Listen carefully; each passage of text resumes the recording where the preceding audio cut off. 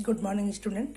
आज हम हिंदी ग्रामर में चैप्टर 8 सर्वनाम पढ़ेंगे कि सर्वनाम है किसे कहते हैं। सर्वनाम सर्वनाम का शाब्दिक अर्थ होता है सर्व प्लस नाम अर्थात सबका नाम, यानी कि सर्वनाम का शाब्दिक अर्थ होता है सबका नाम। देखिए, पढ़िए और समझिए। यहाँ पे चित्र दे रखे हैं, इनको देखना है, समझना और पढ़ना है। रिया और तनु सहेलियां हैं। रिया और तनु बातें कर रही हैं। रोहन स्कूल जा रहा है। रिया और तनु बातें कर रही है, रोहन वो स्कूल जा रहा है। रोहन स्कूल जा रहा है। रोहन की परीक्षा शुरू हो गई है। रोहन की परीक्षा है वो शुरू हो गई है। अब निम्नलिखित वाक्यों को पढ़िए। रिया और तनु सहेलियां हैं। रिया और तनु बातें कर रही हैं, तो यहाँ पे वे बातें कर रही हैं। रोहन स्कूल जा रहा है, उसकी परीक्षा शुरू हो गई है। उपयुक्त वाक्यों में वे शब्द रिया और तनु के लिए तथा उसकी शब्द रोहन के लिए प्रयोग हुआ है। ये सर्वनाम शब्द है। सर्वनाम संज्ञा शब्दों के स्थान पर प्रयोग किए जाते हैं, यानी सर्वनाम वो शब्द होते हैं जो संज्ञा के स्थान पे प्रयोग किए जाते हैं, सर्वनाम कहलाते हैं। जैसे संज्ञा का शाब्दिक अर्थ होता है नाम, तो संज्ञा में क्या है, कोई वस्तु हो, व्यक्ति हो, कोई भाव हो, उन सबका नाम आता है, वहां पे नाम आता है। और सर्वनाम में क्या है, बार बार नाम न लेकर उसका, वे, उसे, उसने, यानी ऐसे शब्द होते हैं, उनका प्रयोग किया जाता है, वो सर्वनाम कहलाते हैं। जो शब्द संज्ञा के स्थान पर प्रयोग किए जाते हैं उन्हें सर्वनाम कहते हैं। सर्वनाम की परिभाषा यानी संज्ञा के स्थान पर प्रयोग किए जाने वाले शब्दों को सर्वनाम कहते हैं। सर्वनाम के भेद। सर्वनाम के 6 भेद होते हैं। सबसे पहले है पुरुषवाचक सर्वनाम, निश्चयवाचक सर्वनाम, अनिश्चयवाचक सर्वनाम, संबंधवाचक सर्वनाम, प्रश्नवाचक सर्वनाम, निजवाचक सर्वनाम।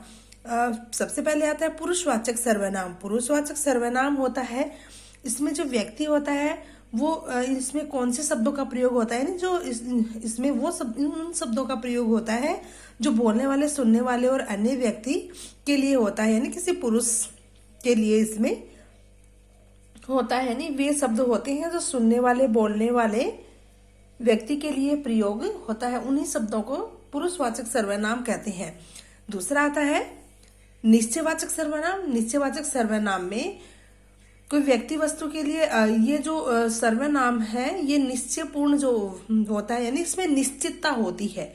इसमें निश्चितता होती है कि ये चीज है, ये मेरी है, ये चीज है, ये उसकी है, तो इसमें निश्चितता होती है। और दूसरा आता है, तीसरा आता है अनिश्चयवाचक सर्वनाम। तो अनिश्चयवाचक सर्वनाम में निश्चितता नहीं होती, इसमें अनिश्चितता होती है। जैसे हमें पता नहीं होता है, बस हम ऐसे आइडिया लगा के बोलते हैं। नेक्स्ट आता है संबंधवाचक सर्वनाम। संबंधवाचक सर्वनाम में संबंधों को बताया जाता है। नेक्स्ट आता है 5th नंबर प्रश्नवाचक सर्वनाम। तो इसमें प्रश्न पूछे जाते हैं। और जो लास्ट आता है निजवाचक सर्वनाम। निजवाचक सर्वनाम में खुद के लिए, स्वयं के लिए कुछ ना कुछ बताया जाता है। तो पहले हम पुरुषवाचक सर्वनाम के बारे में पढ़ेंगे। जिन शब्दों का प्रयोग बोलने वाले, सुनने वाले और अन्य व्यक्ति के लिए होता है वे पुरुषवाचक सर्वनाम कहलाते हैं। जैसे मैं, तुम, वह आदि। इसके उदाहरण है, मैं अपना कार्य कर चुकी हूँ, तुम सब्जी ले आओ, हमारा विद्यालय आज बंद है, उसकी पुस्तक मुझे दे दो। तो इसमें क्या है, ये वो शब्द हैं जो बोलने वाला, सुनने वाला और अन्य के लिए प्रयोग किया जाता है। पुरुषवाचक सर्वनाम के 3 भेद होते हैं। 3 भेद हैं, उत्तम पुरुष, मध्यम पुरुष और अन्य पुरुष। तो सबसे पहले आता है उत्तम पुरुष। जिन शब्दों का प्रयोग बोलने वाला अपने लिए करता है, जैसे मैं, मैंने, मेरी, हम, हमारी, तो उत्तम पुरुष होता है, उसमें बोलने वाला खुद के लिए प्रयोग करता है, वो उत्तम पुरुष होते हैं। नेक्स्ट आता है मध्यम पुरुष। इसमें जिनका प्रयोग सुनने वाले के लिए या श्रोता के लिए किया जाता है, यानी इसमें जो बोलने वाला है वो जो सुन रहा है, कि नहीं, 2 के बीच में बातें होती है, बोलने वाला जो सुन रहा है उसके लिए ही प्रयोग किया जाता है। जैसे तू, तुम, तुम्हारी, आप आदि। नेक्स्ट आता है 3rd अन्य पुरुष। जिन शब्दों का प्रयोग अन्य व्यक्तियों के लिए किया जाता है, जैसे वह, वे, उसकी, उन्होंने आदि, यानी बोलने वाला, सुनने वाला दोनों मिलकर किसी तीसरे की बात कर रहे होते हैं, तो वो अन्य पुरुषवाचक सर्वनाम अन्य पुरुष होता है। तो प्रश्नवाचक सर्वनाम के 3 भेद होते हैं, उत्तम पुरुष, मध्यम पुरुष और अन्य पुरुष। नेक्स्ट आता है सेकंड, निश्चयवाचक सर्वनाम। जो सर्वनाम शब्द निश्चय पूर्वक किसी व्यक्ति या वस्तु के लिए प्रयोग में लाए जाते हैं उन्हें निश्चयवाचक सर्वनाम कहते हैं।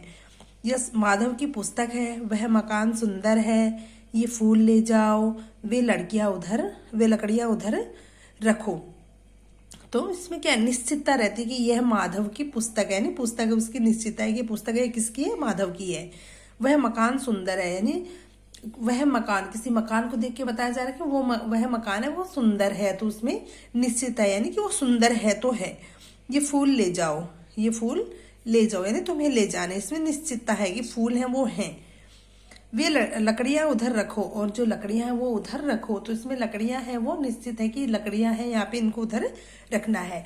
नेक्स्ट आता है थर्ड, निश्चयवाचक सर्वनाम। जो सर्वनाम शब्द किसी निश्चित वस्तु या व्यक्ति के लिए बना के बारे में नहीं बताते, अर्थात जो अनिश्चितता का बोध कराते उन्हें अनिश्चयवाचक सर्वनाम कहते हैं।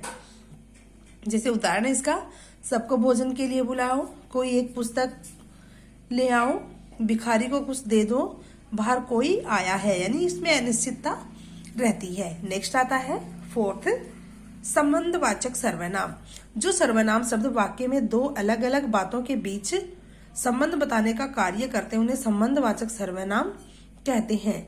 जिसने गेंद गिराई वही लाएगा, जो आया है वह जाएगा भी, जैसा करोगे वैसा भरोगे, जिसकी लाठी उसकी भैंस, यानी इसमें क्या है, संबंध बताया जा रहा है। नेक्स्ट है प्रश्नवाचक सर्वनाम। जो सर्वनाम शब्द प्रश्न पूछने का कार्य करते हैं उन्हें प्रश्नवाचक सर्वनाम कहते हैं। जैसे उदाहरण है इसका, ये फूल किसने तोड़ा, उसके साथ कौन गया, तुमने सामान किसे दिया, ये किसके कपड़े हैं, तो यानी इसमें प्रश्न पूछे जाते हैं। नेक्स्ट आता है निजवाचक सर्वनाम।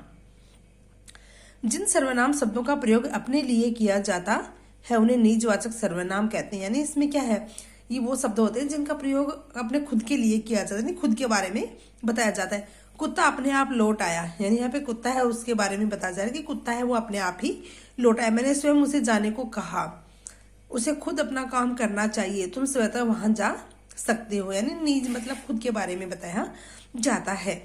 अब देखेंगे हमने पाठ में क्या सीखा।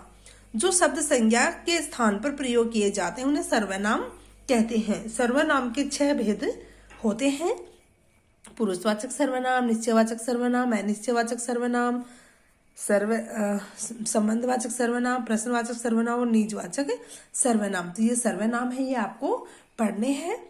धन्यवाद।